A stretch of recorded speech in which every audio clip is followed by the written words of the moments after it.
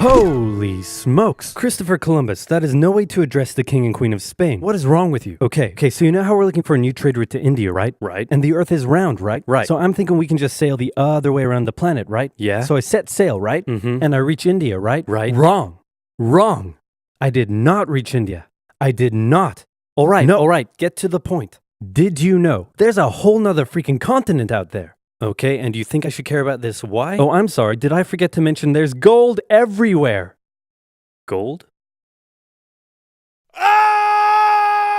Columbus landed in Central America in October 1492, and he had the time of his life. And by that I mean he went on a huge theft and murder spree. He stole gold, jewelry, people, and a hammock. And then he returned to show off all of his riches, including a few previously undiscovered items such as tobacco, the pineapple, turkeys, and a hammock. Now I know what you're thinking, but oversimplified, Columbus didn't discover America, the Vikings did. And you'd be partially right. In the 11th century, Leif Erikson was the first European to land in America. But hey, if you love Vikings so much, then why don't you check out today's sponsor? Vikings War of Clans is a mobile game that was inspired by the famous strategy and RPG games of the 90s like Age of Empires and Civilization. Do you like building cities, collecting resources, training armies, joining a clan, and going to war? Then my friends, Vikings War of Clans is for you.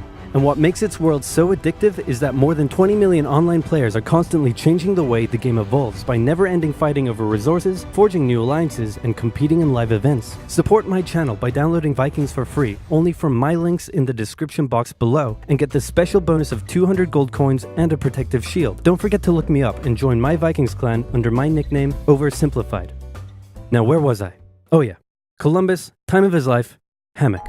And suddenly the race was on to explore and conquer the New World. After a couple centuries of warring with the natives and each other, the European powers had claimed quite a lot of land, including this area, which both the English and the French claimed as theirs. One day the French said, I'm gonna build some forts along here. And the English were like, could you not? And the French said, sorry, but no, I could not. And they went ahead and built their forts, which pissed off the English, so they sent an up-and-coming British lieutenant colonel by the name of George Washington with a combined force of British troops and Native Americans. After a short battle, the French commander said, all right, we surrender. Okay, boys, pack it up. They're surrendering. Oh, sorry, was I not meant to split his head open with the tomahawk? Don't worry. It's not like this will start a 7-year-long major global conflict. And what happened next was a 7-year-long major global conflict, which Great Britain won. At the peace negotiations, Spain gave up Florida, while France gave up all of its territories in North America. But Britain's victory came at a cost, a £60 million cost. They were now broke, in a lot of debt, and had to come up with some way to repay it. So they went to the colonies and said, okay, listen up. So a huge part of the war was spent protecting you from the French, and now we have no money because of it. So I'm not sure what you're saying here. Okay, so we spent a lot of money protecting you from the French, right? Right. And now we're broke. That certainly is a pickle. Listen to me. We spent all of our money protecting you, and now we need money. Can you please pay us back some money? No. Okay, we're just gonna go ahead and tax you. In 1764, Britain introduced the Sugar Act, forcing the colonists to import sugar and molasses exclusively from the British and to pay duties on them. Then a year later, they introduced the extremely controversial Stamp Act, and it worked a little something like this. Hello, shopkeep. Hello, Mr. Bungleberry. Here's the deed for your new shack. Stamp. That'll be 3 pence, please. Wait, what was that? It's the new tax. I get a stamp on any paper or documentation I make, and you have to pay for it. Would you like to see this pamphlet that explains everything? Yes, please. Okay. Stamp. 2 pence, please. This is awful. You know what? Just give me a deck of cards so I can go gamble my pain away. Okay. No. Don't do it. Stamp. Obviously, the colonists were like, hey my dudes, this new tax legislation right here, this is BS. Until now they had enjoyed relative freedom to rule themselves, and now suddenly Britain was asserting its control. They were especially unhappy because they didn't have any representatives in the parliament that was levying taxes on them. So they protested, orators gave fiery speeches, British goods were boycotted, and anyone loyal to the British found themselves increasingly harassed. The whole thing actually began to take quite a toll on British business, and after just a couple years, the British were forced to repeal the Stamp Act. But we still desperately need money. What should we do? We could try taxing the colonies. Great idea. Wait, didn't we literally just try that and it failed miserably? Man, look at me. I look fabulous. Have you ever seen such a handsome boy? No siree, Georgie. No way. You're the handsomest, smartest, most popular king that ever lived, and everybody likes you. You're doing such a good job. Your Majesty? Oh, you're still here. Get the hell out. So in 1766, the British made a declaration saying, we can do what we want because we're in charge and you can all go suck it. Then they levied a whole bunch of new taxes on the Americans via import duties. Glass? There's a tax for that. Lead? There's a tax for that. Paper? Tea? Oil? There's a tax for that. And once again, the Americans boycotted British goods, British business felt the pinch, and the British had to back down. Alright, this is ridiculous. They're my colonies and I have to be able to assert my control. Repeal all the new taxes except for the one on tea. Also send 1,000 troops to Boston to take control. Oh, and make the colonists pay for them. And as British troops arrived, the tension in Boston was palpable. You could cut it with a knife, and it was all about to come to a head. On March 5th, a band of local patriots began heckling a British guard at the customs house. More and more Americans joined in the heckling, while more British troops turned up in support of their comrade. Snowballs were thrown at the British. The snowballs turned to rocks, the rocks to oyster shells. The soldiers, outnumbered, panicked. One thing leads to another, and you can see where this is going. 5 civilians were killed. The Patriot press throughout the colonies declared the Boston Massacre an unwarranted crime committed against the people of Boston by the cruel British, and the anger continued to grow. A British revenue schooner that ran aground in Rhode Island was burned by the locals. When it came to light that the governor of Massachusetts supported the suppression of the colonists, his house was burned by the locals. And next, the colonists would set their sights on the remaining tax on tea. On December 16, 1773, a band of patriots known as the Sons of Liberty disguised themselves as Native Americans, marched down to Boston Harbor, boarded a British merchant ship loaded with tea, and in front of thousands of spectators, threw nearly 10,000 pounds worth of tea overboard. The British were disgusted, and they punished Massachusetts with a vengeance. They dissolved its General Assembly, revoked their charter, and sent 3,000 more troops to occupy the city, meaning Boston and Massachusetts were now essentially under the direct rule of Great Britain. And oh boy, were the people pissed. The other colonies saw what was happening and worried they might be next. So they called a brain trust to decide what to do. 56 delegates from 12 colonies gathered and met in Philadelphia at the First Continental Congress, and the roll call read like a who's who of America's finest thinkers. I'm talking lawyers extraordinaire Johnny A and Johnny J, experienced military commander George Washington, businessman and future alcoholic beverage Samuel Adams, fiery orator Patty H, guy who married a rich lady, Big J. Dickinson. And while they weren't present at the first Congress, soon names like James Madison, Benjamin Franklin, Thomas Jefferson, and much later Alexander Hamilton would all serve time in the Continental Congress. The question now, though, was what to do about the British. After much bitter debate and disagreement, they eventually agreed on an amazing solution. They would simply ask the British to stop. Can you stop? No. It didn't work. Okay, then tell the local militias to start arming and be ready at a minute's notice.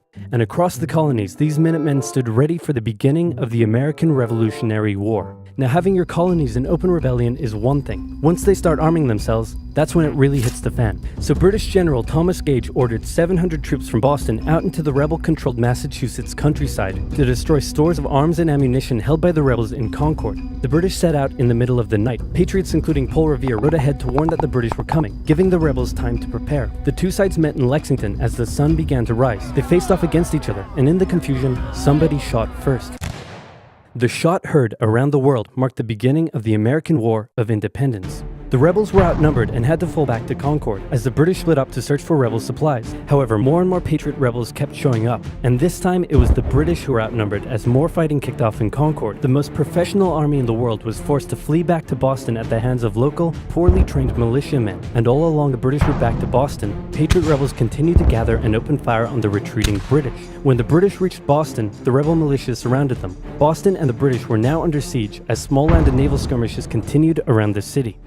And the British would suffer another embarrassing blow, this time in upstate New York. Colonel Benedict Arnold concocted a plan to take the British stronghold Fort Ticonderoga, which held a large amount of guns and ammunition. He set off towards the fort alone, hoping to recruit men along the way, when he came across the Green Mountain Boys, led by Ethan Allen, who as it turned out, had the exact same plan he did. So they decided to work together. But I'm in charge. No, I'm in charge. No, I'm in charge. No, I'm in charge. No, I'm in charge. No, I'm in charge. No, I'm in charge. This went on for some time, until the Green Mountain Boys threatened to go home, and Arnold had to concede. The group raided the fort at night while the Redcoats were asleep, and they caught them completely by surprise, taking the fort and all of its munitions with almost no resistance. Wow, great job, Ethan. Very impressive. By the way, what happened to that other guy we sent to take the fort? Who?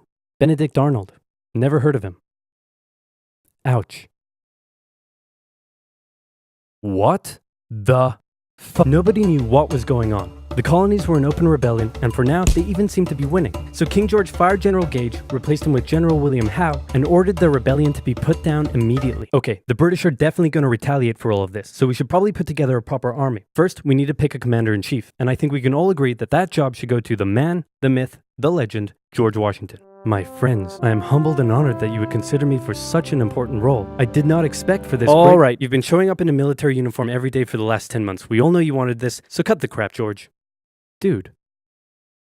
Uncool. So Washington began his journey up to Boston to take command of the newly established Continental Army, just as the British made their first major attempt to break the siege. They made plans to take the high ground on Bunker Hill, but spies warned the Continentals of the British plans, so they fortified Bunker Hill and set up defensive positions on nearby Breed's Hill. The day of the battle came, and as the British advanced, a barrage of Continental gunfire was opened up on them.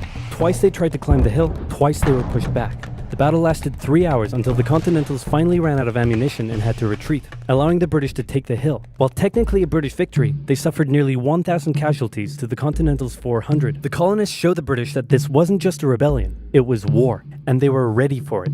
But one thing they weren't sure about was why they were fighting. While some radicals were starting to throw around the I word, most hoped to eventually repair their relationship with Great Britain. So they sent a letter to King George saying, "Hey man, looks like things aren't going your way. Remove the taxes and let's be friends? I'm gonna kick your ass."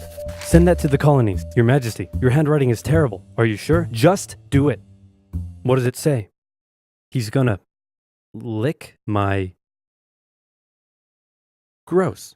So for the remainder of the year, small engagements continued to occur around the colonies. The British burned down the towns of Falmouth, Massachusetts and Norfolk, Virginia as revenge for earlier anti-British incidents. These actions played right into the hands of patriot propaganda. Overseas, the British were seen as brutes, and the French and Spanish would soon begin sending supplies to the rebel cause. During this time, there was also minor fighting going on between patriot and loyalist militias in the southern colonies. Benedict Arnold was still on a mission to win some personal glory for himself, so he headed up an attempt to invade Canada in a two-pronged attack. The Continentals managed to capture some British forts and the city of Montreal, but a harsh snowstorm with some smallpox on the side saw them defeated and pushed back at Quebec City, and they were forced to retreat all the way to Fort Ticonderoga. Speaking of which, remember all those guns and ammunition? Well, this guy's got a plan for what to do with them. He uses oxen to drag 120,000 pounds of artillery for 2 months through the harsh winter, 300 miles all the way to Washington and his Continental Army surrounding Boston. Boom.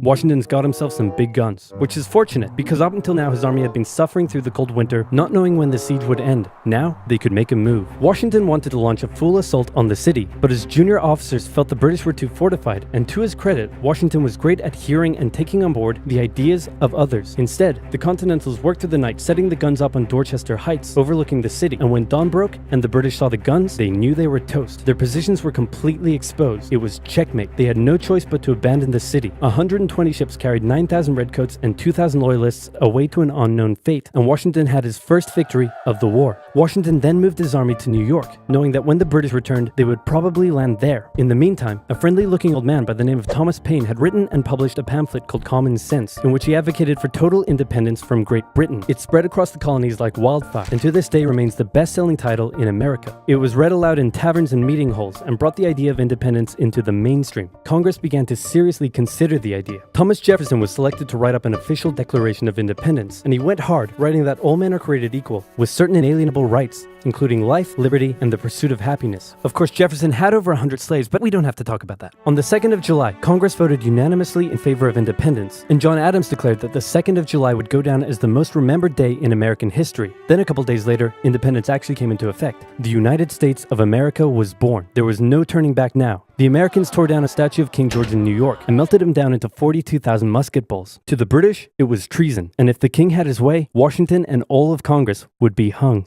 Speaking of the British, guess who's back? The king sent an intimidating force of 130 warships and 25,000 men to New York. Washington knew that taking on the most powerful military in the world wouldn't be easy. The British set up camp on Staten Island as the Americans dug into defensive positions around Brooklyn Heights, waiting for an attack to come. But the British just waited, wearing down their opponent's nerve while building their own strength. At one point, they launched a big scary artillery barrage and then said, "You know, if I was you right now, I'd probably sue for peace." But Washington told them to shove it. The Americans kept holding out for what was coming, and when they finally hit, they hit hard. 15,000 British troops approached the American position, and the two sides fired on each other in massive rows. But what the Americans didn't realize was they were only fighting a decoy. The main British force was going around to flank the Americans from behind, and when they arrived, they inflicted heavy casualties. The Americans panicked and retreated back to Brooklyn Heights, where they then found themselves trapped between the British army and the river. It looked as though the war was already lost, but luckily, instead of attacking, the British decided to dig in for a siege, and then a thick fog set in, allowing Washington's army to escape across the river unimpeded. The British continued to chase and engage the Americans up Manhattan, and the Americans suffered defeat after defeat after defeat. It was a disaster. Washington's leadership was called into question, as thousands of American POWs were left to rot as traitors. Washington's army fled through New Jersey all the way down to Pennsylvania. Rarely had an army been so badly beaten yet survived to fight another day.